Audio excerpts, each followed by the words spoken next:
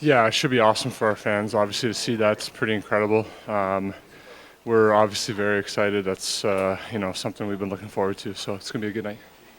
Does it feel any different building up to this season as maybe it has in years past, coming off what you guys were able to accomplish? We're trying to create the atmosphere and the culture in here that it wouldn't feel different, right? We want to prepare the same way we did last year and the year before, which is get to our game as quickly as possible and you know find a way in the regular season to do all the things that are necessary to make us a good playoff team.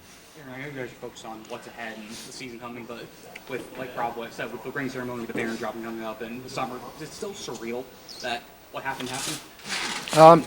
Not anymore, to be honest. It's a new season, trying to move on, and obviously, when you think about those great memories, it's always going to be fun. There's no doubt about it, and what we went through to get it was pretty spectacular. But at the end of the day, you got to table that and find a way to do it all again this year.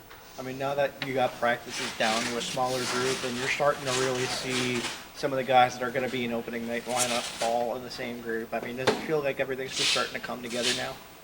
Yeah, for sure. That's kind of how training camp goes, right? There's so many exhibition games that you got to carry quite a few guys, and it's fun to see and create that competitive nature for guys that are really trying to crack the lineup. And for us guys that have been here for a while, it's important for us to create that competitive culture in practice, and I think we do a good job of that. So it's definitely always fun coming to training camp. You feel like a kid again, and it's exciting to get things going. I mean, you lost a lot of big personalities this offseason with Montour, Cousins, Lomberg. I mean, who are some of these new guys that are kind of stepping up and taking that mantle as guys who will be bigger voices in this room?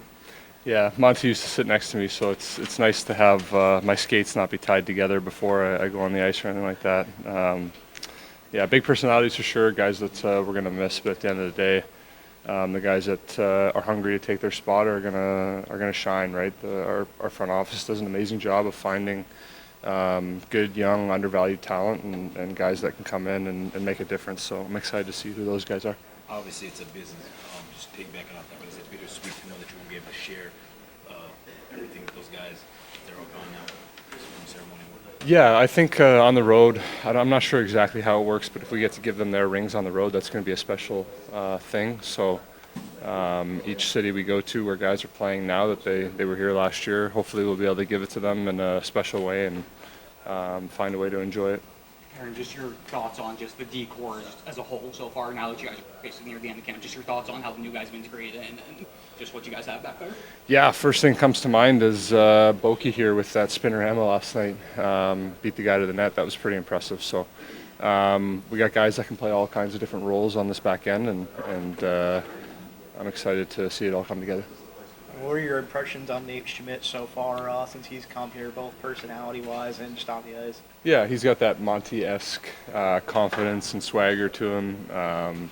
Likes to have fun. He's a good voice in the dressing room. An older guy who's been around for a while that has a lot of experience with different coaching and different systems, and a guy that can step in and do a great job for us. So, excited. Thanks, sir. Preseason. No, it's been a lot of work here. We put in a lot of work, hard work, and it's going to be fun to finally get going here soon. And now, as you go through this preseason, does it feel at all different as you get closer to the season opener, coming off what you guys were able to accomplish last season? Not really. I feel like it feels like a regular. Still got the butterflies in your stomach, and it's going to be a lot of fun. Gus, you mentioned with season over coming so close before that, you got the ring ceremony the day before the banner dropping. Just those 2 days or 2 events, just to be able to have something that'll be like a formal closing of the chapter. How good is that going to be, and what do you feel like that's going to be like to see both of those? Yeah, it'll be very exciting. Exciting to see the ring and everything. It's going to be real cool. I know it's a business, but is it bittersweet to know that some of the guys aren't here to get to enjoy that moment with, the other guys that earned that bad boy? Yeah, absolutely. For sure, I would prefer them to be here, but at the same time, we had a good time before we said goodbye to everyone. So it's all good.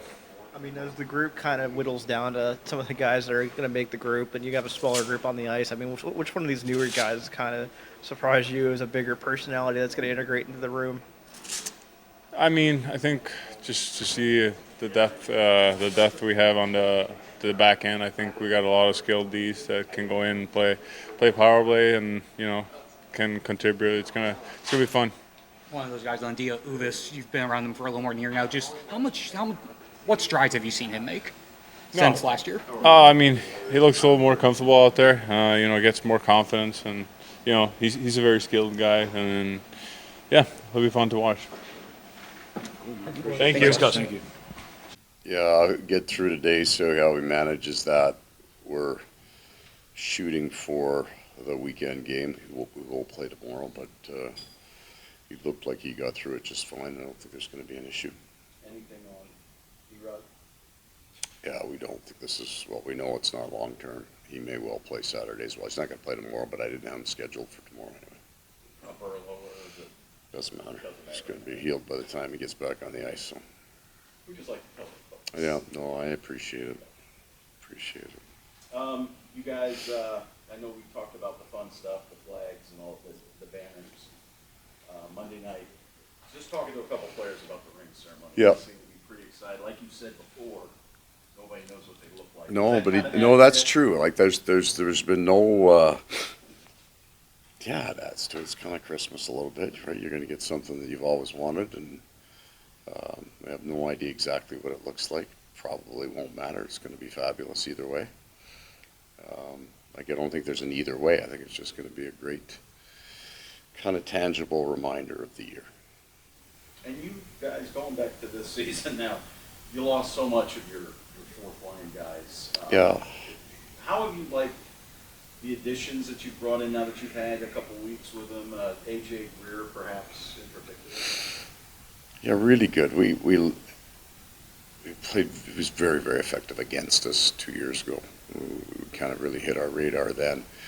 Liked all of them. It's a fact of where we're at. It's a really good thing. At the end of the day, the players that have come in and played on our fourth line have played very, very well for us and been impactful. And because of that, they're going to get paid at a level that means they have to move on. And it's just the way this is going to work. So, and then there have been other players like Patty Giles come in and make a case for himself. So there's probably more competition there. Clouded considerably at times by the Nosek injury. This is a player we've got to see 2 shifts from, but we know him as well. We're comfortable for sure where we're at with that group, and we think we've got at least one other player because he's healthy competing for that job. It's going to make it a difficult decision at the end. So looking at the 2 groups you guys had out there for practice today, it really seems like that first group is kind of condensing into what could be the opening lineup. Because everything kind of coming together there? I mean, I think it becomes clearer as you go in camp. A lot of the guys that weren't on the ice are actually playing tomorrow as well. Starting point for today wasn't kind of cutting down to your group. It's I only wanted a certain number of bodies on the ice so that we could go faster and I could get more intense work out of them on a shorter duration. So it's a training camp, right? Not a tryout camp. At the end of the day, the driving force is to get your best players up to speed. You run 5 lines in 8D, and that's fine because you can go harder, longer. But then there gets to a point, as I said yesterday, we transition to speed. We want smaller numbers on the ice. I took the guys that are playing tomorrow, and I kept them out of that group, the big group, because the big group went heavier and harder than the group that didn't go. It'll give the guys that are playing a chance tomorrow night to have some good legs, and then Thursday will be a fairly substantial roster trim. We talked a number of times about Giles. You had him on the right side. Yeah. Last night you were talking about the face-off thing. Is that an opportunity for him to get into the lineup where you don't have to worry about him playing center if you go Jesper or whatever? Yeah, the driver of that is we think we know what Patty looks like on the wing, but he's considerably faster than he was last year, so we needed him. It's a good opportunity for him to get a chance at center, but Bokus will play center tomorrow night. And so will Patty, but we're also going to make sure that we have a good understanding of what we have on our roster at center ice options. And then Patty got out on the wing today, and you get to freed up a little bit on the wing, and he looked every bit as fast. There are some players, and I would submit Sam Bennett as a guy that actually can play faster in the middle of the ice. And there are some players that, when you take that center responsibility away from them, they look faster on the wing. And it's a case-by-case basis. Patty has shown then right now to be both, been able to look really quick and use his size and speed on the wing today. Yes, we'll be able to see the so you've had him on basically all camp now. Yeah. And that's as much for today as it is for 2 months from now, because you're going to lose a center at some point. That always happens. You have to make a decision on whether that means Luosterainen comes into the middle, which would probably be option one on our top 9. But I want to see what sometimes you want to see the centerman, but you also want to then know, I've got this kind of centerman, I need certain kind of wings to make him effective. Saying that Bill Manis is out there with that big NHL group, I mean, what is he showing you this far to kind of stick into that group? Yeah. That kind of opportunity? In part, we had he and Samoskevich running into in the hole with Lundell and Luosterainen. He's got a skill set. We also think, and it may be more longer term, that he's still a young player, and we want to see him with. This was basically all speed, right? So you've got all the players that are, for the most part, NHL players on that ice today, and then you get a look at a young player, how quick his hands can be, how quick he can move his feet. So it's just a look for that player. He's had a good camp. I think he can play both sides. Like to see him on the left at some point, but I think he's certainly on our radar.